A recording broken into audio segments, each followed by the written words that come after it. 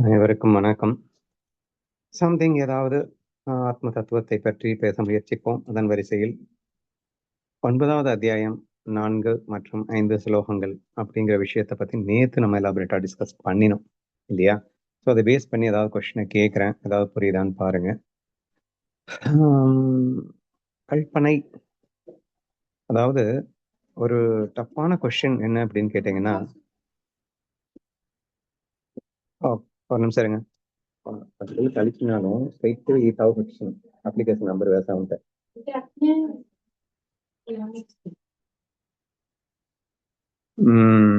So இப்ப நமக்கு எல்லாருக்கும் அதாவது எல்லாருக்குமே ஒரு பெரிய டவுட் என்னன்னா, பிரம்மத்துக்கு மனசே கிடையாது. ஆனா இந்த உலகமா எது விரிஞ்சிருக்கு அப்படின்னா, மனம் என்ற கருவியின் துணை கொண்டு பிரம்மமே தான் விரிஞ்சிருக்கு இல்லையா? இன்னும் இருக்கிறது பிரம்மமே அப்படின்னா வேற ஒண்ணுமே இல்லை அப்படிங்கிறப்போ, அப்போ இந்த மனம் என்ற கருவியை கொண்டு அப்படின்னு சொல்லும்போது, இந்த மனம்ங்கிற கருவின்றது என்னது அப்படின்னு ஒரு டவுட். அல்லது மனசுங்கிறத நீங்க ஜீவன் சொல்லலாம், மனசுங்கிறத வேற மாதிரி சொல்லணும்னா சிதாபாஸ் அப்படின்னு சொல்லலாம் இல்லையா? ஸோ இப்போ சிதாபாஸ் கிட்ட தான் இந்த மனசு இருக்கு. பிரம்ம பரபிரம்மத்துக்கிட்ட மனசு இல்லை. ஸோ தயவு செய்து நல்லா புரிஞ்சுக்க ட்ரை பண்ணுங்க. அனைத்தும் ஒன்றுன்ற தத்துவத்துல நமக்கு யாருக்குமே எப்பயுமே டவுட் வந்துடக்கூடாது, சரியா? அந்த ஒன்றிற்கு பேரு பரபிரம்மா அப்படிங்கிறதுலயும் டவுட் வர வேணாம். ஆனா அந்த ஒன்றே இன்னைக்கு பலவா மாறி இருக்கு அப்படிங்கிற உண்மை இருக்கு. அந்த பலவா மாறுறதுக்கு அப்படின்றப்போ அதற்கு எண்ணங்கள் அப்படின்னு வேணும், மனசுன்னு ஒண்ணு வேணும். இருந்தாதான் பொய்யாக தன்னையே பலவாக விரித்து இங்கே தோற்ற மாத்திரமாகத்தான். எப்படி நீங்க கற்பனை வேர்ல்ட்ல வந்து ஒரு பெரிய தோற்றத்தை கண்டு நீங்க பாட்டுக்கு இமேஜின் பண்ணி நீங்க பாட்டு ஒரு அனுபவத்தை பெறுகிறீர்களோ, அப்படி வெறும் தோற்ற மாத்திரமாகத்தான் இந்த உலகமாக விரிய வேண்டும் என்றாலும் கூட நமக்கு என்ன தேவைப்படுது அப்படின்னு சொன்னா எண்ணங்களின் துணை தேவைப்படுகிறது அப்படின்னு புரிஞ்சுக்கணும். அப்போ எண்ணங்கள் அப்படிங்கிறது வரும்போது மட்டும்தான் உலகமா விரியுது அப்படின்னு நம்ம பாக்குறோம். எண்ணங்கள் அப்படிங்கிறது பிரம்மத்துக்கிட்ட இருக்கா அப்படின்னு கேட்டா இல்லைன்னு சொல்றேன். என்ன ஐயா குழப்புற? எண்ணங்கள் இருந்தா தானே பிரம்மம் உலகமா விரியும். அப்ப பிரம்மத்துக்கிட்ட எண்ணங்கள் இல்லை, அதனால பிரம்மத்துக்கு உலகம் தெரியாதுன்னு வேற சொல்றோம். ஆனா எண்ணங்கள் இருக்கின்ற பிரம்மத்திற்கு உலகம் தெரியும்னு சொல்றோம். அப்போ பிரம்மம் எண்ணங்கள் இல்லாமலும் இருக்கும், பிரம்மம் எண்ணங்களோடும் இருக்குமா அப்படின்ற ஆஸ்பெக்ட் வரும்போது நம்ம எப்படி பேசுறோம் அப்படின்னா, பிரம்மம் வேஷத்திலும் இருக்கும், பிரம்மம் வேஷம் இல்லாமலும் இருக்கும் அப்படின்ற ஒரு பாயிண்ட்டுக்கு வரும். வேஷத்தில் இருக்கின்ற பிரம்மத்திற்கு எண்ணங்கள் அவசியப்படுகிறதுன்னு புரிஞ்சுக்கோங்க, சரியா? நீங்க ஈஸியா நடிகர் எக்ஸாம்பிள் கூட புரிஞ்சுக்கலாம். நடிகருக்கு வந்து எண்ணங்கள் தேவையில்லை, அவன் பாட்டுக்கு அவனுடைய சச்சிதானந்த சுரூபத்தில் அவன் பாட்டு ஆனந்தமா இருக்கான். பட் அதே நடிகன் அவன் ஒரு வேஷம் போட்டு தன்னுடைய சச்சிதானந்தத்தை டிஃபரெண்டா எக்ஸ்பிரஸ் பண்ணணும்னு ஆரம்பிச்சான் அப்படின்னு சொன்னா அவனுக்கு எண்ணங்கள் தேவைப்படுது அப்படின்னு பாக்குறோம். அப்போ இங்கே நடிகர் அப்படிங்கிறத நம்ம பரபிரம்மம்னு சொல்றோம், வேஷம் அப்படிங்கிறத சிதாபாஷன் அப்படின்னு சொல்றோம், மனசு அப்படின்னு சொல்றோம் இல்லையா? இப்ப ஒன்ஸ் அகைன் இந்த கேள்வி வரும் உங்களுக்கு, பிரம்மத்துக்கு மனசு இருக்கா இல்லையாப்பா அப்படின்னு மறுபடியும் கேட்பீங்க. நடிகருக்கு எண்ணங்கள் இருக்கா இல்லையாப்பா அப்படின்னு கேட்டா, நடிக்கும் போது மட்டும்தாங்க இருக்கு, நடிக்காதப்போ எதுக்குங்க எண்ணம்?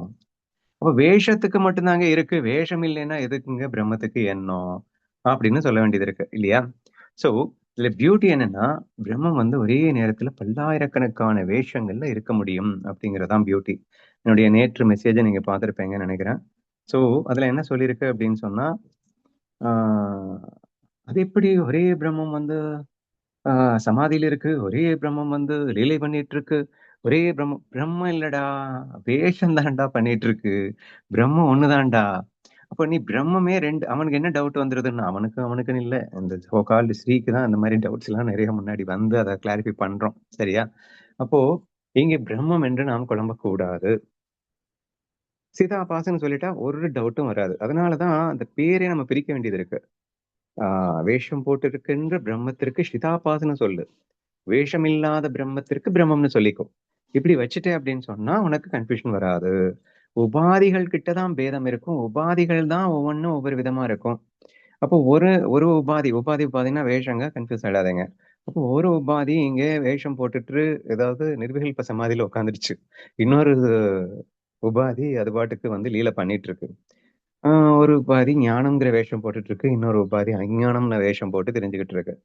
இப்படி ஒரே நேரத்தில் எப்படிப்பா ஒருத்தனே இப்படி பலவா இருக்க முடியும்னா, அது வேஷத்துல இருக்க முடியும்ல. உண்மையில தானங்க முடியாது. இருக்கிறது உண்மை ஒருத்தன் தான். அவன் பலவா மாற முடியாதுதான். ஆனா, கற்பனையில நீ மாறலையா?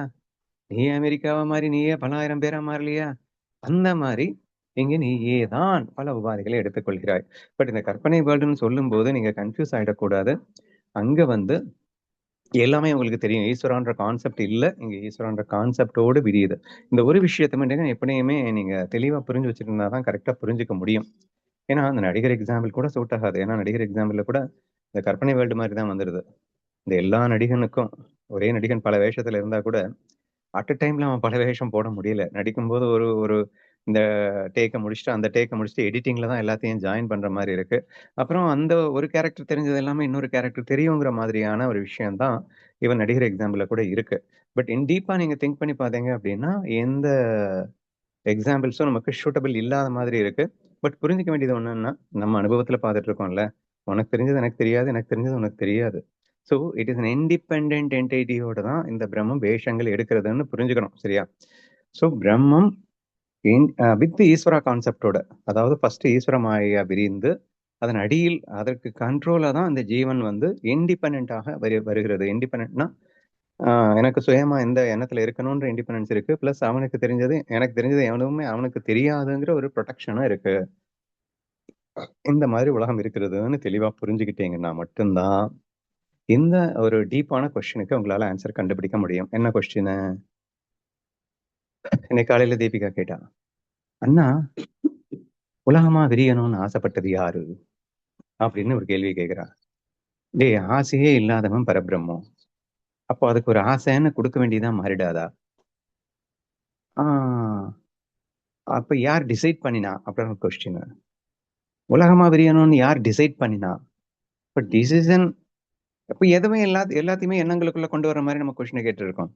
பிரம்மம் என்பது அதிஷ்டானமாக இருந்து கொண்டிருக்கிறது, அனைத்திற்கும் ஆதாரமாக இருந்து கொண்டிருக்கிறது.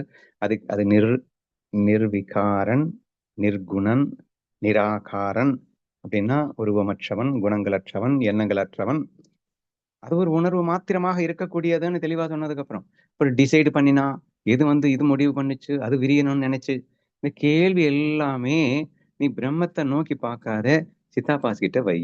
அதாவது வேஷங்கள்ல வேஷங்கள் தான் முடிவு பண்ணுது. சோ நான் வந்து உலகமா விரியணும், நான் வந்து இந்த குணத்துல இருக்கணும், நான் எந்த உருவத்துல இருக்கணும், இது எல்லாமே எண்ணங்களை கொண்டிருக்கின்ற பிரம்மத்திற்கு. எண்ணங்களை கொண்டு இருக்கின்ற பிரம்மம் எது?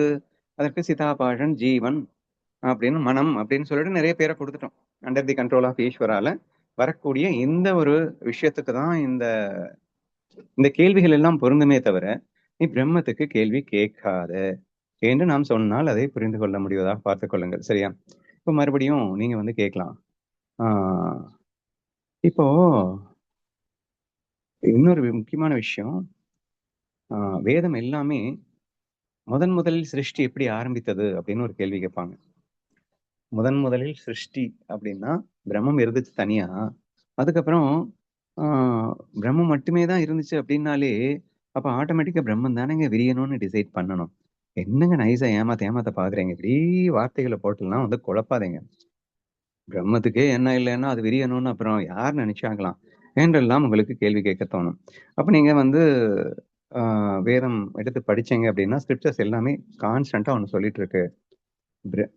பிரம்மம் மட்டும் வரல, பிரம்மம் இருக்கும் காலம் மட்டும்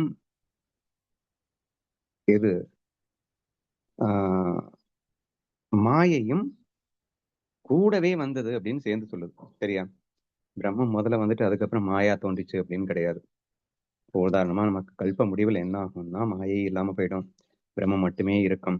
கல்ப தொடக்கத்துல தொடங்கும் போதே பிரம்மமும் மாயையும் சேர்ந்தேதான் விரிகிறதுன்னு தான் வேதம் சொல்லியிருக்கு. அப்போ என்ன புரிஞ்சுக்கணும்? அப்ப சிதாபாசன்களும் ஜீவனும் ஈஸ்வரனும் என்று இவை அனைத்தும் பிரம்மம் ஸ்டார்ட் வெரி பிகினிங் ஆஃப் அந்த பிரம்மம் உலகமா விரிய ஆரம்பிக்கும் போதே அதிஷ்டானத்துல மீன் கல்ப முடிவுல பிரம்மம் மட்டும் தனியா இருக்கு. அப்ப கல்ப முடிவுல யார் டிசைட் பண்ணா அப்படின்னா கூட அந்த ஈஸ்வரன் அப்படிங்கிற மாயை, அதுக்கு கட்டுப்பாட்டுல இருக்கக்கூடிய அந்த ஜீவ மாயை, இவைகள் எல்லாம் தூங்கலாம் அப்படின்னு நினைக்குது. அப்ப கல்ப முடிவுல விரியிறது யாருன்னா அந்த ஈஸ்வரனே, ஈஸ்வர மாயை. ஈஸ்வரன்கிறதும் ஒரு சித்தாபாஸ் மாதிரி வச்சுக்கோங்க. சோ அதுதான் டிசைட் பண்ணுது.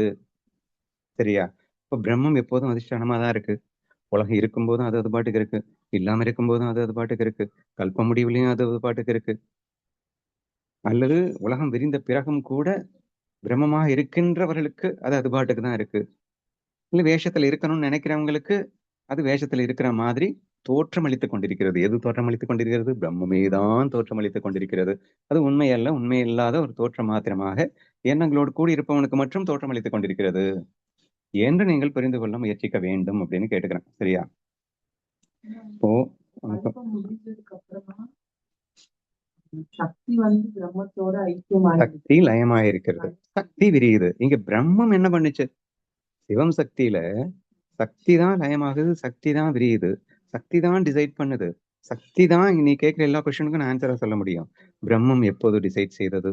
பிரம்மம் வேஷங்களை எடுத்துக்கொள்ள வேண்டும் என்று நினைத்ததா? பிரம்மம் விரிய வேண்டும் என்று நினைத்ததா? அப்படின்னா அந்த சிவத்தை சொல்லாது.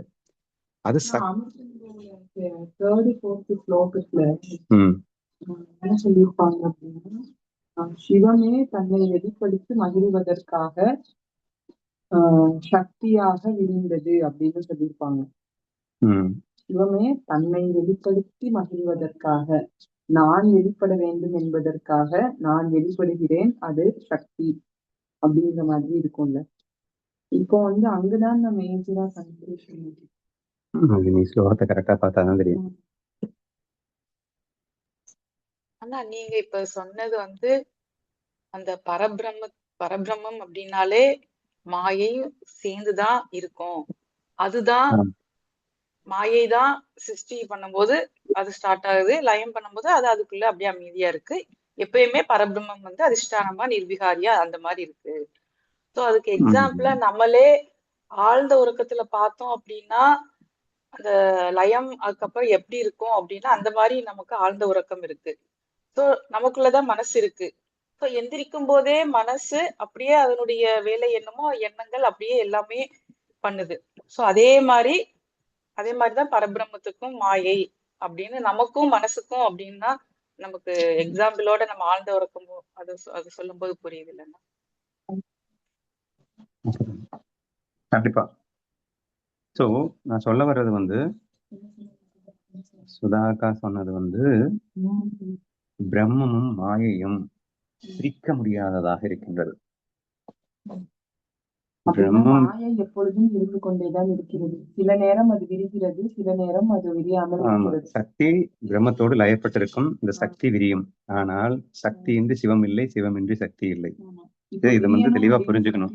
சக்தி தான் டிசைட் பண்ணுது அப்படின்னு புரிஞ்சுக்கிட்டேன்னா ஒரு கன்ஃபியூஷன் வராது.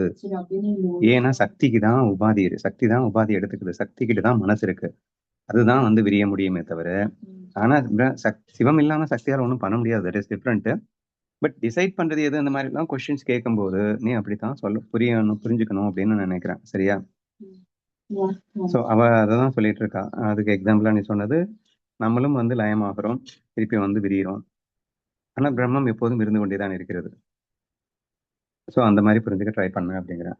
சரி, என்ன இதுல இருக்கிறதுல The Shiva or Purusha out of his plenitude and joy wanted to express and thus manifested as Shakti or Prakriti for the joyful experience in the cells. இந்த இடத்துல நீ வந்து முதல்ல தமிழ்ல என்னன்னு சொல்லிட்டு அப்புறம் விளக்கம் கொடு. புருஷன் அப்படின்ற இடம் கூட பிரம்மத்தை பொருந்துமா அப்படின்னு ஈஸ்வரன் அப்படிங்கிறதையும் யோசிக்கணும். மாயையில ஈஸ்வரன் தன்னையே பலவாறாக விரித்து கொண்டு தன்னோடு தான் விளையாட நினைக்கின்றான் அப்படிங்கிற கட்டத்துல நம்ம வந்து அது ஈஸ்வரா அப்படின்னு தான் நம்ம புரிஞ்சுக்கணும் அப்படின்னு நினைக்கிறேன். சிவம் சக்தி அப்படிங்கிறதுல சிவம் அப்படிங்கிறது பிரம்மத்தை குறிக்குமா, ஈஸ்வரனை குறிக்குமா?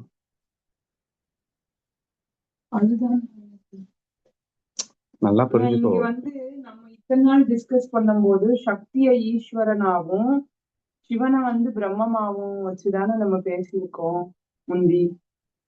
அந்த இதுல இருந்து தானே கன்ஃபியூஷன் வருது. இப்ப சிவம் சக்தி, இப்ப ஈஸ்வரனும் சக்தியும்னா புரிஞ்சிடுதுன்னா, ஈஸ்வரனும் உலகமும் அப்படின்னா புரியுது, ஈஸியா புரியுது, டவுட்டே வரல. இங்க பிரம்மத்துக்கு என்ன ரோல் இங்க வருது அப்படிங்கும் போதுதான், அந்த பிரம்மா ரோல் வரும்போதுதான் டவுட்டே வருதுன்னா.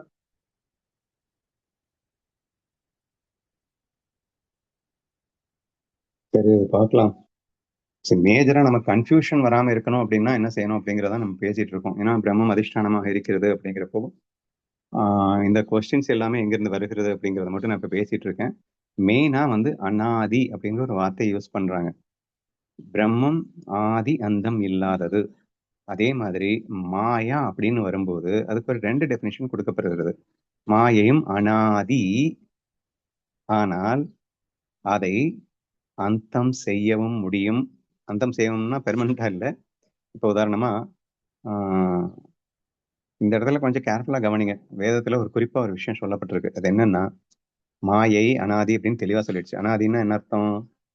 பிரம்மம் இருக்கும் காலம் மட்டும், அதாவது எப்ப தோன்றுச்சு அப்படின்லாம் சொல்ல முடியாது. பிரம்மம் எப்ப தோன்றுச்சுன்னு சொல்ல முடியாது. அதே மாதிரி மாயை எப்ப தோன்றுச்சுலாம் சொல்ல முடியாது. அப்ப பிரம்மம் எப்ப தோன்றுச்சுன்னு சொல்ல முடியாது, மாயை எப்ப தோன்றுச்சுன்னு சொல்ல முடியாது. அப்படின்னா எப்பயுமே இருக்கும் அப்படிங்கிற மாதிரி இருக்கு. எப்பயுமே பிரம்மம் இருக்கும் அப்படிங்கிறதுக்கும் எப்பயுமே மாயை இருக்கும் அப்படிங்கிறதுக்கும் ஒரு சின்ன டிஃபரன்ஸ் இருக்கு. எப்பயுமே மாயை இருக்கும், ஆனால் மாயையை புரிந்து கொண்டு ஒரு ஜீவன் மாயையிலிருந்து வெளிப்பட நினைத்தால் அவனால் வெளியே வர முடியும் அப்படிங்கிறதும் ஒரு ட்ரூத் இருக்கு. அதனால வேதம் என்ன சொல்லிடுது அப்படின்னா, பிரம்மம் எப்பயுமே அனாதி, ஆனால் மாயை அனாதிதான். ஆனாலும் ஒரு எக்ஸப்ஷன், அந்த மாயையில் இருக்கின்ற ஒரு ஜீவன் அந்த மாயையை விட்டு வெளிப்பட்டு பிரம்மத்தோடு லயமாக வேண்டும் என்று நினைத்தால் அது முடியும் அப்படிங்கிற கான்செப்டை எக்ஸ்ட்ரா சொல்லுது. ஞானத்தால் அல்லது அந்த பிரம்ம பாவனையினால் நாம் அந்த மாயையை அந்தம் செய்ய முடியும் அப்படின்னா அந்த ஜீவனுக்கு மட்டும்தான், நாட் ஃபார் எவ்ரி ஒன். சரியா? அப்படியும் செய்ய முடியும் என்ற காரணத்தினால் அந்த ஒரு வார்த்தையை எக்ஸ்ட்ரா யூஸ் பண்ணுது. நீங்க ஸ்கிரிப்சர்ஸ்ல நீங்க தேடி பாருங்க. சரியா? மாயை அனாதின்னு சொல்லும், பட் ஞானத்தை கொண்டு ஜீவன் அதை அந்தம் செய்ய முடியும் அப்படின்னு சேர்ந்து சொல்லும் அப்படிங்கிற விஷயத்த நீங்க புரிஞ்சுக்க ட்ரை பண்ணுங்க. ஓகேவா? ஸோ இவ்வளவு நேரம் நான் சொல்லிட்டு இருக்கிறது ஒரே ஒரு சின்ன ஃபேக்ட். நிறைய குழப்பம் எங்க வரும் அப்படின்னு சொன்னா, பிரம்மமே 2ஆ இருக்கு 3ஆ இருக்குன்னு நினைக்கும் போது, பிரம்மம் 2 3 எல்லாம் ஆகல. பிரம்மம் எப்பயுமே ஒன்னா தான் இருக்கு. வேஷத்துல அது 2 3ஆ இருக்கு. இந்த வேஷம் தான் நீங்க கேட்கிற எல்லா கொஸ்டினுக்கும் பதிலாக இருக்க முடியுமே தவிர, உலகமா விரியணும்னு யார் நினைச்சது அப்படிங்கிற கொஸ்டினுக்கோ, எந்த வேஷத்தை யார் எடுக்கணும்னு நினைச்சது அப்படிங்கிற கொஸ்டினுக்கோ, அது எல்லாமே ஈஸ்வரன் முக்குணங்களை கலவையா கொண்ட கருவிகளை படைத்து விட்டான். படைத்து விட்டான் அப்படிங்கிறத விட அது மாயை பெர்மனண்டா, அனாதியாவே இருக்குன்னு சொல்லிட்டோம்ல. அனாதியாவே ஈஸ்வரன் இருக்கான், அனாதியாவே எக்கச்சக்கமான ஸ்கிரிப்டும் இருக்கு. அது இருக்கு, அந்த ஸ்கிரிப்ட் தான் டிசைட் பண்ணுது. அது ஸ்கிரிப்டில் இருக்கக்கூடிய சித்தாபாஸ் டிசைட் பண்ணுது அப்படின்னலாம் வச்சுக்கோங்க நீங்க. சரியா? இது எல்லாமே அனாதியாவே இருக்கு, அது டிசைட் பண்ணிட்டு அது பாட்டுக்கு விளையாடிட்டு இருக்கு. நீ பிரம்மத்தை போட்டுக்கிட்டு இது எந்த விஷயம் எடுக்கணும்னு பிரம்மம் டிசைட் பண்ணிச்சா அப்படின்னுட்டோ அது ஈஸ்வரன் கூட டிசைட் பண்ணல. அதுக்கு ஜீவன் டிசைட் பண்ணுகிறான், சிதாபாசன் டிசைட் பண்ணுகிறான். ஸோ இந்த மாதிரி நீங்க கொஸ்டினுக்கு ஆன்சர் பண்ண ட்ரை பண்ணுங்க அப்படின்னு சொல்லியிருக்கேன். டவுட் கேளு. அந்த செகண்ட் பார்ட் என்ன சொல்லுது அப்படின்னா, சிவம் தன் அதீத அன்பையும் ஆனந்தத்தையும் வெளிப்படுத்தி மகிழ்வதற்காக தன்னையே சக்தியாக மாற்றி தன்னில் தான் நிறைகிறது. இந்த இடத்துல ஈஸ்வரன் தான் ஷூட் ஆகும். அதெல்லாம் டீட்டெயிலா நான் அனலைஸ் பண்ணிட்டு சொல்றேன். சிவம் அப்படிங்கிறது ஈஸ்வரன், சக்தி அப்படிங்கிறது ஜீவர்கள். அப்படின்னா சிவம் அப்படிங்கிறது அந்த பேஸ் பிளாட்ஃபார்ம், பரா பிரகிருதி. இப்ப நீ பிரம்மத்தோட கம்பேர் பண்ணாது, சிவசக்தியை நான் டெப்தா நான் பார்த்துட்டு நான் நாளைக்கே கூட சொல்றேன். அதாவது ஒன்றுபட்ட தன்மையை விட்டு விடாமலே இரண்டாக பிரிகிறது. ஈஸ்வரன் இரண்டாக பிரிந்து விட்டான், உலகமாக விரிந்தான். அவன் ஒன்றுபட்ட நிலையை அவன் விடுவதும் இல்லை, பிரிந்து விளையாடுகின்றான். சரியா? நானும் கடவுள் நீயும் கடவுள் தான், பட் அந்த ஜீவத்துல ஒட்டிட்டு இருக்கிறதுனால இல்லைன்னு சொல்லிட்டோம். ஸோ சர்வார்ப்பணத்தோட நீ இதை பார்த்தாதான் ஈஸியா புரியும். கிருஷ்ணா ஃபீலோட பார்த்தா ரொம்ப ஈஸியா புரியும். கண்ணன் தன்னோடு தான் விளையாடி மகிழ்வதற்காக தானே பலவாராய் வந்தான். அதோட மேட்ச் பண்ணேன்னா அதுக்கு பக்காவா ஷூட் ஆகும். பிரம்மத்துக்கு மேட்ச் ஆகுமா அப்படிங்கிறத வேணா நான் அனலைஸ் பண்ணிட்டு சொல்றேன். சரியா? வேற ஏதாவது கொஸ்டின்ஸ் இருக்கா கேளுங்க. இதுலயே ஒரு சில இடத்துல பிரம்மத்தோடையும் ஒரு சில இடத்துல ஈஸ்வரன் அனலைஸ் பண்ணி சொல்லிட்டேன் அப்படின்னு சொன்னா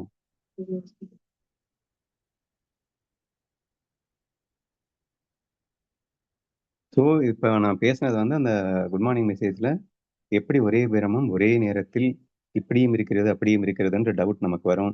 அது ஏன் நமக்கு வருது அப்படின்னா, ஞானி அப்படிங்கிறவன பிரம்மமா நம்ம டிசைட் பண்றோம். ஆனா அது உண்மை கிடையாது. ஞானியும் கூட பிரம்மம் கிடையாது. அவன் ஞான வேஷத்தில் ஞான உபாதியில் இருக்கின்ற ஒரு மாயா வியக்தி தான். சரியா? அவன் பிரம்மம் என்று உணர்ந்தவன், ஆதலால் அவனை பிரம்மம் என்று நாம் சொல்லுகின்றோம். பிரம்மத்தை உணராமல் இருக்கின்ற ஒரு உடம்பு மனசோட இருக்கக்கூடியவங்களை வந்து அஞ்ஞானின்னு சொல்றோம். பட் ஞானிங்கிறவன் பிரம்மத்தை உணர்ந்து கொண்டு ஆனா மாயையில தானே இருக்கான். எப்போ உடம்பு மனசோட இருக்கானோ அப்ப மாயையில தானே இருக்கான். அதனால இந்த ஞானி இப்படி இருப்பாரு, அந்த ஞானி அப்படி இருப்பாரு, எந்த ஞானி எப்படி வேணா இருப்பாரு. ஆனா அது பிரம்மம் வந்து ஒரே மாதிரி தான் இருக்கும். 3 பேருமே பிரம்மத்தை ரியலைஸ் பண்ணவங்க தான். அப்ப 3 பிரம்மம் என்ன 3 டிஃபரெண்டா இருக்கு? ஒண்ணு சமாதியில இருக்கு, ஒண்ணு லீல பண்ணிட்டு இருக்கு, ஒண்ணு அப்படி இருக்கு, இப்படி இருக்குலாம் கேட்கக்கூடாது. என்ன துர்வாசரும் பிரம்மன்றீங்க, அப்புறம் இவரும் பிரம்மன்றீங்க, வசிஷ்டரும் பிரம்மன்றீங்க, எப்படிங்க என்ன இவங்க 2 பேர் இப்படி இருக்காங்க அப்படின்னு தான் கேட்கக்கூடாது. சோ இவர்கள் பிரம்மத்தை உணர்ந்தவர்கள், அவ்வளவுதான். பிரம்மத்தை உணர்ந்து விட்ட பிறகும் ஆனால் இப்போது இருக்கின்ற இடம் மாயையிலே. மாயையிலே வேஷத்துல தான் இருக்காங்க.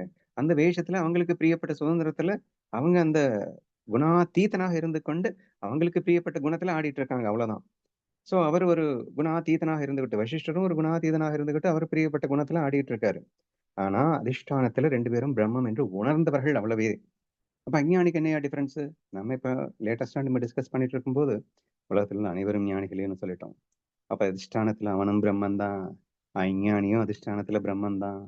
அவனுக்கு ஒட்டிட்டு ஆடணும்னு ஆசையா இருக்கு, பாவம் குணத்துல அவனுக்கு பிடிச்ச குணத்துல அவன் ஒட்டிட்டு ஆடிட்டு இருக்கான். அவ்வளவுதான் பெருசா டிஃபரன்ஸ் இருக்க முடியுமே தவிர வேற எந்த டிஃபரன்ஸும் இல்லை என்று நீங்கள் புரிந்து கொள்ள வேண்டும். ஸோ இந்த கொஸ்டின்ஸ் நமக்கு எங்கிருந்து வருது அப்படின்னா, இந்த வேஷத்தில் இருக்கின்ற பேதங்களை கொண்டு நாம் பிரம்மத்திடமே பேத பார்க்க ஆரம்பிக்கும் போது இந்த கேள்விக்கு விடை காண முடியாமலே போய்விடும். பிரம்மம் எப்போதும் பேதமற்றதே. அதிலிருந்து பேதங்கள் உபாதியின் காரணமாக தோன்றியிருக்கின்றன. அந்த உபாதியின் பேதத்தை பிரம்மத்தின் மேல் ஏற்றாதே என்று நீ புரிந்து கொண்டால் அந்த மெசேஜிற்கான விளக்கம் மிக தெளிவாக உங்களுக்கு புரிந்திருக்கும் அப்படின்னு நம்புறேன். அதுக்கு முன்னாடி உண்டான message it's also very important message. பிரம்மத்திற்கு உலகம் தெரியாது அப்படின்னு நம்ம சொல்லியிருக்கோம். ஆனால் அதிலிருந்து வந்த ஈஸ்வர மற்றும் ஜீவ உபாதிகளுக்கு உலகம் தெரியும் அப்படின்னு சொன்னோம். இது ஒரு பெரிய $1 மில்லியன் கொஸ்டின் மாதிரி இருக்கு, சரியா? இன்ஃபேக்ட் இது எல்லாமே நான் வந்து நம்ம குரு நாராயண் ஜாதவ் மகாராஜ் கிட்ட நேற்று போயிட்டு ஒரு ½ hour டைம் கிடைச்சது. So I have discuss with him with this இந்த குட் மார்னிங் மெசேஜ் எல்லாம் சொல்லி டிஸ்கஸ் பண்ணேன். He felt very happy. So நம்ம புரிஞ்சுக்கிட்டதுல எந்த தவறும் இல்லை என்பதை அவரும் கன்ஃபார்ம் பண்ணிக்கிட்டாரு. இட்ஸ் ஜஸ்ட் அன் ஆடட் உங்களுக்கு ஒரு மோட்டிவேஷனாக இருக்குன்றதுக்காக இதை சொல்லியிருக்கேன். சரி, அவர்கிட்ட டிஸ்கஸ் பண்ணும்போது நான் இந்த விஷயத்த சொன்னேன். பிரம்மத்திலிருந்து பிரம்மம் தான் உலகமாக விரிகிறது, ஆனால் பிரம்மத்திற்கு உலகமே தெரியாது. என்னையா இது எப்படி, how it is to understand, ரொம்ப கஷ்டமா இருக்கே அப்படின்ற மாதிரி நமக்கு டவுட் தோன்றலாம். பட் அது ஒரு பெரிய கஷ்டம்லாம் கிடையாது. ஏன் அப்படின்னா, எங்கேயும் நான் முதல்ல சொன்ன மாதிரி உபாதி பேதத்தை கொண்டு பிரம்மத்துல வச்சுட்டீங்கன்னா உங்களால புரிஞ்சுக்கவே முடியாது. பிரம்மத்துக்கிட்ட உபாதி இல்லை, ஆனா உபாதியோடு இருக்கின்ற பிரம்மத்திற்கு உலகம் தெரியும், உபாதி இல்லாத இருக்கின்ற பிரம்மத்துக்கு உலகம் தெரியாது. பிரம்மம் உபாதிகளோடுன்னு இருக்கும், உபாதி இல்லாமலும் இருக்கும். நடிச்சுக்கிட்டே இருக்கலாம், நடிக்காமலும் இருக்கலாம். ஐ மீன் ஃபேக்ட், இதுல பியூட்டி என்னன்னா நடிச்சுக்கிட்டு இருக்கும் போதே கூட நடிக்காமல் இருப்பான். ஸோ தட் இஸ் வே நம்மளால எக்ஸாக்ட்லி இந்த ஒரு ப்ராப்பரான எக்ஸாம்பிள் நம்ம கொடுக்க முடியலன்னு வச்சுக்கோங்களேன். பிரம்ம உணர்வு அப்படின்னு பார்க்கும்போது ஓகே, டவுட் வந்துருச்சு பார்த்தியா மறுபடியும். அதனாலதான் நான் சொல்றது புரியுதான்னு பாரு. ஸோ இதை எப்படி புரிஞ்சுக்கிறது நான் ட்ரை பண்றேன். இப்போ பிரம்மத்துடைய பவர் என்னன்னா, அது ஈஸ்வர மாயையா விரிஞ்சிருச்சு. அந்த ஈஸ்வர மாயையிலிருந்து எக்கச்சக்கமான இண்டிபெண்ட் ஜீவனாக விரியக்கூடிய ஒரு கெப்பாசிட்டியோட தான் இந்த பிரம்மம் இருக்கு அப்படிங்கிறது நமக்கு நல்லாவே தெரியும். இப்போ ஒரு இண்டிபெண்டா ஒவ்வொன்றும் ஒவ்வொரு வேஷத்துல இருக்கு அப்படின்றது புரியுது இல்ல? மனம் என்கின்ற கருவி இருந்தால் மட்டும்தான், அந்த கருவியை வைத்துக்கொண்டு மட்டும்தான் இந்த உலகத்தை பார்க்க முடியுங்கிறது தெளிவா நம்ம புரிஞ்சுக்கிறோம். தூங்கிட்டு இருக்கும்போது உலகம் தெரியல, தூங்கி விழித்தவுடன் மனதை பிடிக்கின்றாய், மனதை பிடித்த அந்த கருவியை பயன்படுத்துகின்ற அவனுக்கு உலகம் தெரிகிறது. இப்ப நீயும் தூங்கிட்டு இருக்க, நானும் தூங்கிட்டு இருக்கேன். ஓகேவா? நீயும் பிரம்மம், நானும் பிரம்மம். சரியா? இப்போ நீ தூங்கிட்டு இருக்கும்போது நான் மட்டும் விழிக்கிறேன். சரியா? அப்ப நீ பிரம்மத்திலேயே தான் இருக்க. ஆனா நான் வந்து மனசை பிடிச்சிட்டேன். அதனால எனக்கு பிரம்மன் தான் நானும். ஆனா எனக்கு உலகம் தெரியும். சரியா? உனக்கு உலகம் தெரியாது. என்னய்யா பிரம்மம் ஒண்ணுன்னு தானே சொன்னேன். இப்ப நீ ஒண்ணுன்னு சொல்லிட்டு அப்புறம் அது ஒரு ஒரு பிரம்மத்துக்கு உலகம் தெரியும், இன்னொரு பிரம்மத்துக்கு உலகம் தெரியாதுன்ற மாதிரி இருக்கே அப்படின்னு தயவு செய்து கேட்காத. பிரம்மம் கருவிகளை கொண்டும் இருக்கும், கருவிகள் இல்லாமல் இருக்கும்னு பிராக்டிக்கல் எக்ஸாம்பிளாவே நீ பார்த்துட்ட. மறுபடியும் மறுபடியும் நீ வந்து உபாதியின் பேதத்தை கொண்டு போயிட்டு பிரம்மத்துல திணிச்சேன் அப்படின்னா குழம்பிக்கிட்டே தான் இருக்கும் கடைசி வரைக்கும். உபாதி பேதத்தை பிரம்மத்திடம் திணிக்காதே. அந்த கொஸ்டினுக்கு சொன்ன அதே பதில் தான் இங்க நான் சொல்ல வேண்டியது இருக்கு. அப்ப பிரம்மம் அது பாட்டுக்கு அதிஷ்டானத்துல அது பாட்டு இருந்துகிட்டே தான் இருக்கு.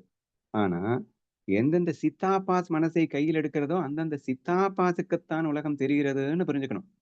சித்தாபாஸ் பிரம்மத்தோடு லயம் எறிஞ்சிட்டு இருக்கும்போது உலகம் தெரியாது. இந்த சித்தாபாஸ் அந்த கருவியை எடுத்துக்கொண்டு யூஸ் பண்ணிட்டு இருக்கும்போது சித்தாபாஸுக்கு உலகம் தெரியும், பிரம்மத்துக்கு தெரியாது. இப்போ புரியுதா ஓரளவு? ஸோ நீயும் பிரம்மன் தானே, நானும் பிரம்மன் தானே. ஆனா அதை நம்ம அனுபவிக்கல. டீப் ஸ்லீப்பை தவிர வேற எங்கேயுமே அனுபவிக்கலன்னு நம்ம சொல்லியிருக்கோம். சரியா? ஆனா பிராக்டிக்கலா நம்ம அனுபவிக்கிறது தானே. 100 பேர் தூங்கிட்டு இருக்கானுங்க, 100 பேர் விழிச்சுக்கிட்டு டான்ஸ் ஆடிட்டு இருக்கானுங்க.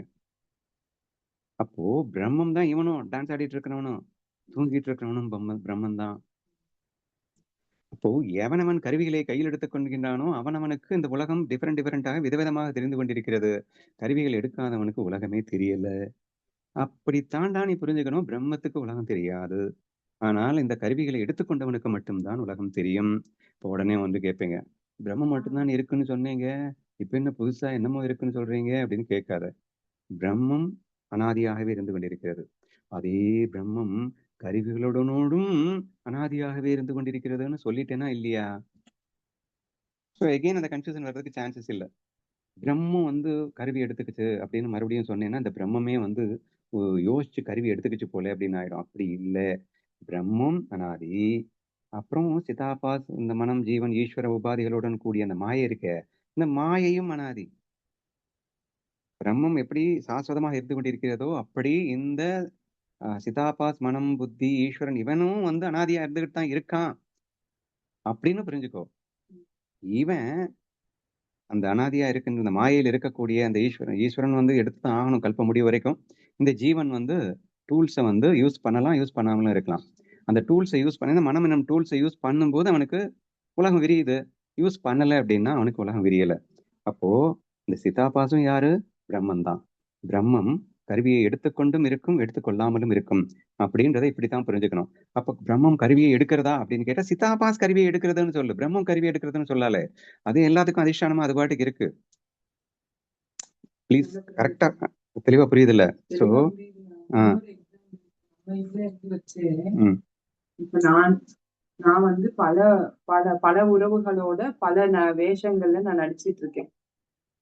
இப்ப வந்து என்னோட குழந்தைகளுக்கு தாயாவும், என்னுடைய தந்தைக்கு மகளாவும், கணவனுக்கு மனைவியாவும் அப்படின்னு பல வேஷங்கள்ல, அண்ணனுக்கு தங்கையாவும் அந்த மாதிரி பல வேஷங்கள் எடுத்துட்டு இருக்கேன். இப்போ ஒரு வேஷத்துக்கு ஒரு வேஷம் வந்து நான் அங்க ரோல் இல்லை அப்படின்னா அந்த இடத்துல பிரம்மஸ்திதிக்கு நான் போயிடுறேன். பிரம்மஸ்திதிக்கு போயிடுறேன் அப்படிங்கிறதுக்காக நான் நடிக்கவே இல்லை அப்படிங்கிறது இல்லை. மத்த பல வேஷங்கள்ல நான் நடிச்சிட்டு தான் இருக்கேன். ஒரு வேஷத்துல வந்து பிரம்மஸ்திதிக்கு போயிட்டேன், ஒரு வேஷத்துல நான் நடிக்கல. இப்ப மறுபடியும் அந்த உறவு வரும்போது மறுபடியும் நான் நடிக்க ஆரம்பிக்கிறேன். இப்ப இதே மாதிரி பிரம்மம் இப்ப எப்படி நான் கன்ஃபியூஸ் ஆயிட்டேன்னா, நீங்க அப்பல சொல்லும் போது பிரம்மம் வந்து ஒரு பிரம்ம நிலையில இருந்து கொண்டே அது நடிச்சுக்கிட்டும் இருக்கும் அப்படின்னு சொல்லும் போது அந்த மெகா பிரம்மத்தை பத்தி யோசிக்காம யோசிச்சா கரெக்டா புரியும். அதான் நான் பிரம்மத்தை பத்தி யோசிச்சுட்டு நடிகனை பத்தி யோசிச்சுட்டு இப்ப நடிகன் வந்து வேஷத்துல நடிச்சிட்டு இருக்கும் போது எப்படி இருப்பான் அப்படின்னு நான் யோசிச்சுட்டேன். அதனாலதான் சூட் ஆகுது. இந்த எக்ஸாம்பிள் வந்து இதுக்கு சூட் ஆகுதுன்னு நினைக்கிறேன். ஓரளவு புரியுதா? புரிஞ்சிருச்சு. சோ நுணுக்கமான கேள்வி என்ன அப்படின்னு கேட்டா, பிரம்மம் எதுவும் செய்யாது, பிரம்மம் உலகமாக விரியாது. அப்போ நம்ம கன்ஃபியூஷன் எங்க வருது? பிரம்மம் கருவிகளை எடுத்துக்கொண்டும் இருக்கும், கருவிகளை எடுத்துக்கொள்ளாமல் இருக்கும்னு சொல்லிட்டேங்கல்ல. உபாதியை எடுத்துக்கொண்டும் இருக்கும், உபாதியை எடுத்துக்கொள்ளாமல் இருக்கும்னு சொல்லிட்டேங்கல்ல. அப்ப பிரம்மன் தானே உபாதியை எடுக்குது அப்படின்ற இடத்துலதான் கன்ஃபியூஷன் வருது. அப்போ ரெண்டு பிரம்மமும் பிரிக்கிறோம். உபாதியுடன் இருக்கின்ற பிரம்மம் உபாதியை எடுத்துக்கொண்டும் இருக்கும், இல்லாமலும் இருக்கும். உபாதியில் இல்லாத பிரம்மம் எப்போதுமே உபாதியற்றதுதான். பொதுவா பிரம்மம்னு பார்த்தாலே அது உபாதியற்றதுதான். நான் உபாதியுடன் இருக்கக்கூடிய பிரம்மம்ன்ற வார்த்தையே அதனாலதான் வேதம் வந்து தெளிவா சிதாபாசன்னு மாத்திருச்சு, ஜீவன் மாத்திருச்சு, ஈஸ்வரன் மாத்திருச்சு. சரியா? பிரம்மம்னு போட்டாலே அது என்னது, பிரம்மம் ஆக்ஷன்லயும் இருக்கும், ஆக்ஷன் இல்லாமல் இருக்கும், வளர்றீங்கன்னு சொல்லிடுவோம்னு சொல்லிட்டு, பிரம்மம்னாலே அது ஆக்ஷன்லெஸ், அகர்த்தாதான், அது அபோக்தாதான், அது எதுவும் எந்த அனுபவம் இல்லாமல் அதிஷ்டான மாத்திரமாகத்தான் இருக்குங்கிறத தெளிவா பாரமாத்திக சத்தை என்று கோடிட்டு காட்டிடுது. சரியா? விவகாரத்துல அப்படின்னு வரும்போது, இந்த விவகார சத்தை அப்படின்னா என்ன அப்படின்னா, அதுவும் வந்து வேற என்னமோ நினைச்சிடக்கூடாது. பிரம்மத்தை விட்டு தனியா வந்து விவகாரம் உலகம் ஒண்ணு வந்துருச்சுன்னு நினைக்கிறது. இந்த உலக விவகாரத்தை நம்ம பேசும்போது பிரம்மமே தான் இப்போ இந்த உலகமா வந்திருக்கு அப்படின்னு சொல்லும்போது, அனாதியாகவே பிரம்மம் உலகமாகவும் இருக்கிறது அப்படின்னு சேர்ந்து புரிஞ்சுக்கிட்டேன்னா, புரியுதா நான் சொல்றது? பிரம்மம் அனாதியாகவே ஈஸ்வரனாகவும் ஜீவன்களாகவும் இருந்து கொண்டேதான் இருக்கிறது. அப்படி அனாதியாகவே ஈஸ்வரனாகவும் ஜீவனாகவும் இருந்து கொண்டிருக்கின்ற அந்த பிரம்மத்திற்கு உலகம் தெரியும், தெரியாமலும் போகும். டிபெண்ட்ஸ் அப்பான் நீ கருவியை யூஸ் பண்றதை பொறுத்து. நீ ஜீவ சமாதியில இருந்தேன்னா உனக்கு தெரியாதுதான், நீ யூஸ் பண்ணேன்னா யூஸ் பண்ணா தெரியும் தான். ஸோ இப்படித்தான் வந்து நீ புரிந்து கொள்ள வேண்டுமே தவிர, பிரம்மம் வந்து டிசைட் பண்ணுது, இப்ப நம்ம வந்து வேஷத்தை எடுக்கலாம், இப்ப வந்து எடுக்க வேணாம் அப்படின்னா, அது சிதாபாஸ் டிசைட் பண்ணுது, ஜீவன் டிசைட் பண்றான், ஈஸ்வரன் டிசைட் பண்றான்னா ஷூட் ஆயிடும். அது பிரம்மம் டிசைட் பண்ணுதுன்னா ஷூட் ஆகாது. ஆனா பிரம்மம் தான் அதுவும். மாயையா இருப்பதும் பிரம்மம் தான் என்று நாம் புரிந்து கொள்ள வேண்டும். ஆனால் மாயை பிரம்மம் அல்லன்னு புரிஞ்சுக்கணும். மாயையா இருக்கின்ற பிரம்மத்திற்கு அதனாலதான் பேரை வந்து மாத்திருக்காங்கன்னு புரிஞ்சுக்கணும். இப்படி தெளிவா புரிஞ்சுக்கிட்டா ஒரு கன்ஃபியூஷனும் வராது. இப்போ இந்த எல்லா சித்தாபாஸ் இல்ல, வேஷமா வந்திருக்கிற பிரம்மம் வந்து லயம் அடையும் போது மறுபடியும் விரியறது வந்து சித்தாபாஸ் தான் விரியணும் அப்படின்னு நினைச்சிட்டு வெளியேறுது. பிரம்ம நினைக்கல, பிரம்ம எதுவுமே பண்ணாது. இப்ப லயம் அடையும் போதே வந்து இந்த சித்தாபாஸ் எல்லாமே வந்து ஒண்ணு கூடி இருக்குமா? லயத்துல இருக்கு. தூங்கிட்டு இருக்கும் போது நீ சித்தா போயிட்டே இருக்க, ஆனா லயத்துல இருக்கிற பிரம்மத்தோடு என்று புரிந்து கொள்ள அப்படிங்கிறேன். இப்ப நீ வந்து அமிர்த அனுபவிச்சு ஞானேஸ்வரி 9.4 எடுத்துக்காட்டு. எனக்கு நேற்று படிச்ச அந்த ஸ்லோகத்தை இப்ப நான் பேசும்போது அப்சல்யூட்லி உங்களுக்கு அழகா புரியும்னு நினைக்கிறேன். அதை நான் வாசிச்சு உங்களுக்கு புரிய வைக்கிறேன்.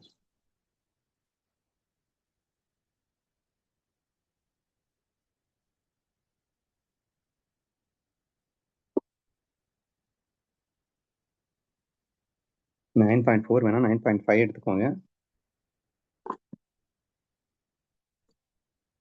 9.5ல 288 பேஜ்ல செகண்ட் பேராகிராஃபை யாராவது வச்சிருந்தீங்கன்னா எடுத்துக்கோங்க. நல்லா கவனிங்க. இப்படி கல்பனையை உண்டு பண்ணி வைக்கும் என்னுடைய மாயையானது விலகி போயிற்றோ இல்லையோ, அதற்கு முன்பே பல பூதங்கள் என்னும் தோற்றம் இல்லாமல் போய் என்னுடைய பேதமற்ற சுத்தமான சொரூபமே தோன்றி நிற்கும். பேதமற்ற சுத்தமான ஸ்வரூபமே அப்படின்னா என்ன அர்த்தம்? இதுதான் பரபிரம்ம ஸ்வரூபம், சச்சிதானந்த ஸ்வரூபம், உலகத் தோற்றம் இல்லாத ஸ்வரூபம். நல்லா புரிஞ்சுக்கணும், உலகத் தோற்றமே தெரியாத ஸ்வரூபம். அதுதான் இந்த இடத்துல கொடிட்டு காட்டியிருக்காரு. அப்போ இது எல்லாமே தோன்றுவதற்கு எது காரணம்? மாயை காரணம். நல்லா மறுபடியும் படிக்கிறேன். இப்படி கல்பனையை உண்டு பண்ணி வைக்கும் என்னுடைய மாயையானது, கல்பனையை உண்டு பண்ணி வைக்கும் என்னுடைய மாயையானது. இது யாரு? ஈஸ்வரன், ஜீவன். சரியா? கல்பனையை உண்டு பண்ணி வைக்கிறது யாரு? பிரகிருதி தான். மாயதான் கல்பனையை உண்டு பண்ணி வைக்கிறது. ஈஸ்வரனும் ஜீவனும் தான் கல்பனையை உண்டு பண்ணி வைக்கிறான்.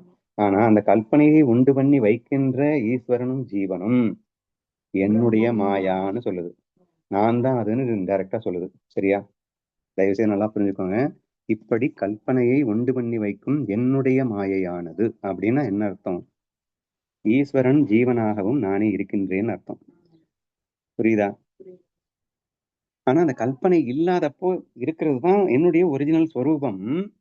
ஆனால் கல்பனையாக விரிந்திருப்பதும் நானே. அதனாலதான் என்னுடைய மாயா அப்படிங்கிற ஒரு வார்த்தையை யூஸ் பண்ண வேண்டிய அவசியம் ஏற்பட்டுச்சுன்னு புரிஞ்சுக்கணும். ஓகேவா? விரியும் போது நான் என்னுடைய அப்படிங்கிறதா வருது. இல்ல, அப்படி யோசிக்காத. நான் தான் இப்பதான் சொன்னேனே, அந்த மாயையும் பிரம்மமும் அனாதி அப்படின்னு சொன்னேன். அவங்க 2 பேரும் எப்பயுமே இருப்பாங்க அப்படின்னு சொன்னேன். சோ ஈஸ்வரனும் ஜீவனும் கல்பனையை உண்டு பண்ணி வைக்கின்ற அந்த மாயை அனாதி. அப்ப பிரம்மம் அனாதி, கல்பனையை உண்டு பண்ணி வைக்கின்ற அவனுடைய மாயையும் அனாதி. 2மே இருக்குன்னு பாரு. சரியா? அதனாலதான் சொன்னேன், இந்த பரபிரம்மன்றது அதிஷ்டானமா மட்டும்தான் இருக்கு எப்பயுமே. ஆனா மாயையா இருக்குன்னு பிரம்மன் தான் அது இந்த உலகத்தை பாக்குது, விரியுது, எல்லாமே பண்ணிக்குது அப்படின்னு புரிஞ்சுக்கோ. சரியா? ஒரு குழப்பமும் இல்லாம தெளிவா புரிஞ்சுக்க ட்ரை பண்ணுங்க. சோ இப்படி கல்பனையை உண்டு பண்ணிக்கு என்னுடைய மாயையானது விலகி போயிற்றோ இல்லையோ அப்படின்னா என்ன அர்த்தம்? ஒரு ஜீவன் மாயையை விட்டு விலகணும்னு நினைக்கிறான் அப்படின்னு புரிஞ்சுக்கணும். சரியா? அப்போ ஒரு ஜீவன் அந்த மாயையை விட்டு விலகணும்னு நினைக்கணும், இந்த கல்பனையை விடணும்னு நினைச்சா அப்படின்னு அர்த்தம். கற்பனையை விட்டுடணும்னு நினைச்சான்னா அப்போ இப்ப இவன் பார்த்துட்டு இருக்க பூதங்கள் எப்பயுமே இல்லை. சோ அதனால அதற்கு முன்பே பல பூதங்கள் என்னும் தோற்றம் இல்லாமல் போய் என்னுடைய பேதமற்ற சுத்தமான ஸ்வரூபமே தோன்றி நிற்கும். இப்ப கல்பனை ஸ்டார்ட் பண்ண அடுத்த நிமிஷம் அங்க பிரம்மஸ்வரூபம் மட்டுமே இருக்கும் அப்படின்னு சொல்லியிருக்காரு.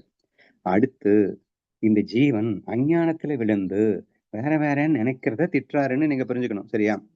நம்முடைய தேகத்தில் உண்டான கிருகிருப்பால் சுற்றிலும் இருக்கும் வஸ்துக்கள் கிருகிருவென்று சுழல்வதாக தோன்றுவது போலே ஜீவர்களுடைய கல்பனா பேதத்தால் அப்படின்னா இந்த இடத்துல ஜீவன் தனது கல்பனையை உண்மை என்று நம்பி பிரம்மத்தை மறந்து இந்த பேதத்தை உண்மை என்று நம்பிக்கொண்டிருக்கிறான்வா அவனை இங்க திட்ட ஆரம்பிக்கிறாரு. சரியா?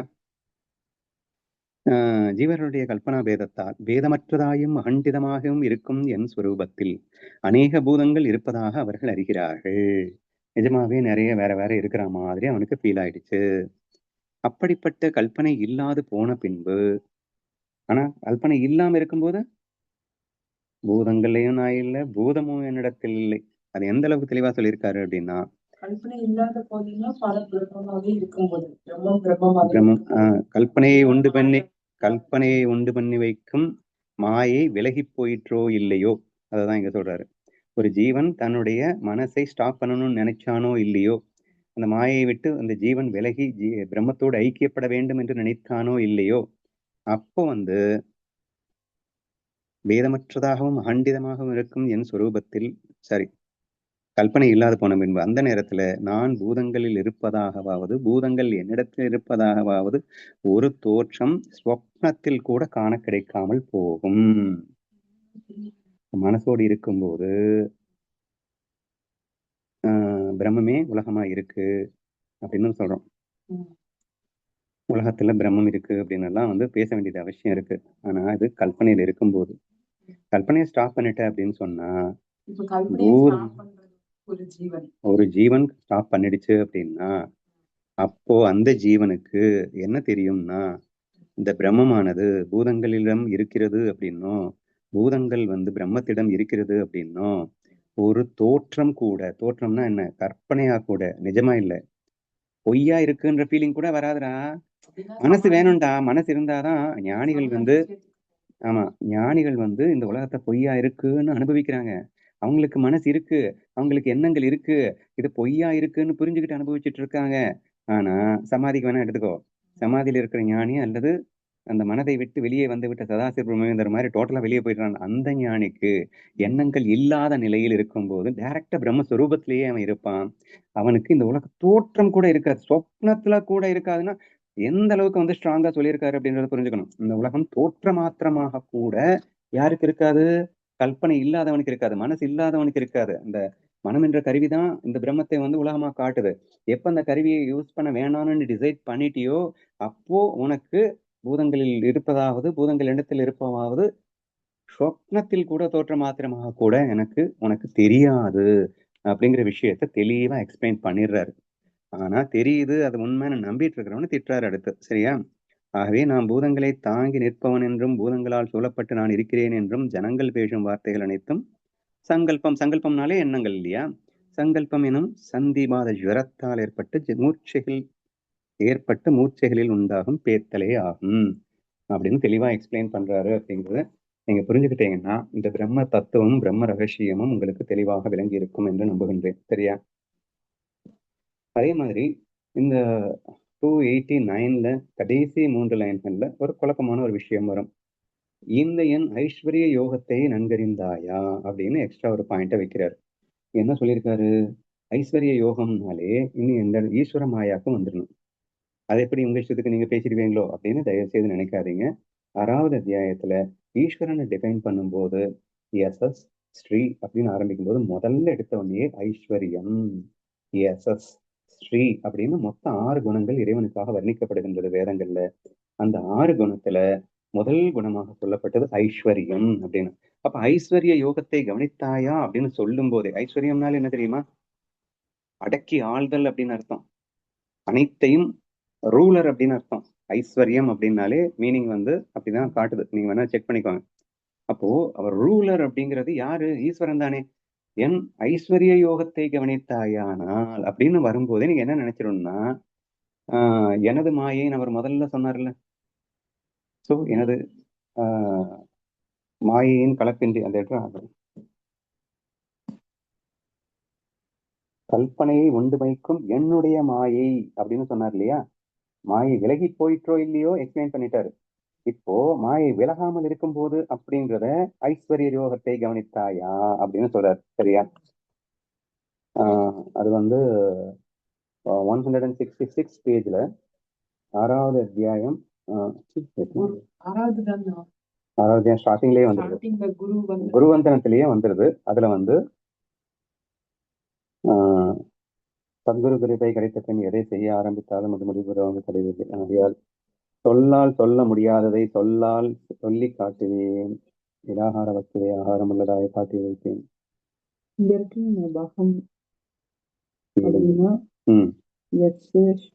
ஓகே, இப்பதான் ஆரம்பிக்கிறாரு. எஸ் அப்படின்னா வெற்றின்னு அர்த்தம். பகம், ஸ்ரீ, ஔதாரியம், ஞானம், வைராகியம், ஐஸ்வர்யம். கடைசி பாயிண்டா? சாரி, நான் முதல் பாயிண்ட் நினைச்சேன். இந்த ஐஸ்வர்யம் அப்படிங்கிற பாயிண்ட்ல பாருங்க, சர்வ பிராணிகளையும் ஆளுகை அப்படின்னு தெளிவா குறிப்பிட்டிருக்கு. சரியா? ஸோ அந்த ஐஸ்வர்யம்க்கு மீனிங்கே அதுதான். ஸோ ஐஸ்வர்ய யோகத்தை கவனித்தாயா அப்படின்னு சொல்லும் போதே அவன் ஈஸ்வரனை குறித்து பேசுகின்றான் அப்படின்னு நீங்க புரிஞ்சுக்கணும். இந்த ஃபர்ஸ்ட் லைனை கல்பனையை உண்டு பண்ணி வைக்கும் என்னுடைய மாயையிலிருந்து பேசுகிறார் அப்படின்னு புரிஞ்சுக்கணும். தன்னுடைய மாயையில் இருந்து கொண்டு இப்போது பேசுகிறார் அப்படின்னு பாத்தீங்கன்னா தெளிவா அம்மையும் புரியும். ஈஸ்வரனாக இருந்து கொண்டு பேசுகிறார். என் சொரூபத்தில் பூதபேதங்கள் சம்பந்தம் என்னை விட்டு வேறானவை அல்ல. ஏன்னா அவரே தான் எல்லா ஜீவன்களாகவும் சிருஷ்டி பண்ணி வச்சிருக்கார். சிருஷ்டி மட்டும்தான் பண்ணி வச்சாரு. அவரே ஆடமாட்டார். சரியா?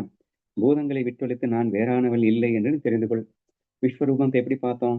ஒட்டுமொத்த உலகத்தில் உள்ள எல்லா சரீரங்களையும் ஒன்றிணைத்து ஒரு சரீரத்தை உண்டாக்கினால் அது விஸ்வரூபத்தின் சரீரம். இந்த உலகத்தில் உள்ள எல்லா மனதையும் ஒன்றுபட்டு ஒரு மனதை உண்டாக்கினால் அது சமஷ்டி மனம் என்று அழைக்கப்படுகின்ற அந்த ஈஸ்வரனின் மனம் என்று நாம் சொல்லியிருந்தோம். அப்போ அந்த ஈஸ்வரன் தான் இங்கே அனைத்துமாக. அப்போ பூதங்கள் நான் இல்லாமல் பூதங்கள் இல்லை, பூதங்களை விட்டு நான் தனித்தில்லைன்ற வார்த்தை யாருக்கு வருது? ஈஸ்வரனை குறிப்பதாக வருகிறது. இது இந்த கல்பனையில் இருக்கின்ற அந்த பிரம்மத்தின் மாயையிலே இருப்பதாக வருகின்றது என்பதை நீங்கள் தெளிவாக புரிந்து கொண்டால் உங்களுக்கு எந்த விதமான குழப்பமும் வருவதற்கான வாய்ப்பே இல்லை என்றும் நீங்கள் புரிந்து கொள்ளலாம். சரியா? ஸோ நீங்க அந்த ஐஸ்வர்ய யோகம் அப்படின்னு வரும்போது உங்களுக்கு டவுட் வந்தது அப்படின்னா அந்த 6வது அத்தியாயம் குருவந்தனத்துல எடுத்து பார்த்தீங்கன்னா ஈஸ்வரனுக்கு உண்டான குணங்கள் நான் சொன்னேன். ஐஸ்வரன் பகவான் அப்படிங்கிறதுக்கு தான் இதுல எக்ஸ்பிளைன் பண்ணிருக்காங்கன்னா, பகவான்னா பகம் அப்படின்னா என்னன்னா அர்த்தம். பகம் பக அப்படின்னாலே 6ன்னு நினைக்கிறேன். அதுலதான் இந்த ஸ்ரீ, ஔதாரியம், ஞானம், வைராகியம், ஐஸ்வர்யம் அப்படின்னு எல்லாமே வருது. இவ்வாறு குணங்களும் பகம் எனப்படும் என்று தொகுத்து சொல்லப்பட்ட 6 குணங்களுக்கு வாசஸ்தானமாக இருப்பதால் பகவான் என்று பெயர் பெற்று விஷயங்களில் பற்றத்தவர்களோடு ஒரு காலம் விலகாமல் கூடியிருக்கும் ஸ்ரீகிருஷ்ணன் விஷயங்களில் பற்றற்றவர்களோடு எப்பயுமே கூட இருக்காராம். சரியா? ஸோ ஒரு காலம் விலகாமல் கூடியிருக்கும் ஸ்ரீகிருஷ்ணன் கவனமாக கேட்க வேண்டும் என்று அர்ஜுனனை எச்சரிக்கை செய்து. ஸோ கண்ணனை வர்ணிக்கும் போது நம்ம ஞானதேவர் டிஃபரெண்டா வர்ணிக்கிறத நீங்க பார்த்திருப்பீங்க. கண்ணன் என்பதை ஈஸ்வரனாக குறித்து கொண்டு இந்த இடத்துல வர்ணிக்கும் போது அழகாக இந்த 6 குணங்களை கொண்டவனுக்கே பகவான் என்று பெயர். அந்த பகவானே ஸ்ரீகிருஷ்ணன் என்று பெயர். அந்த ஸ்ரீகிருஷ்ணனே பற்றற்றவர்களோடு எப்போதும் குடியிருப்பார் என்று ஞானதேவன் சொல்லால் நாம் இதை தெளிவாக புரிந்து கொள்ள முடியும் அப்படின்னு நம்புகின்றேன்.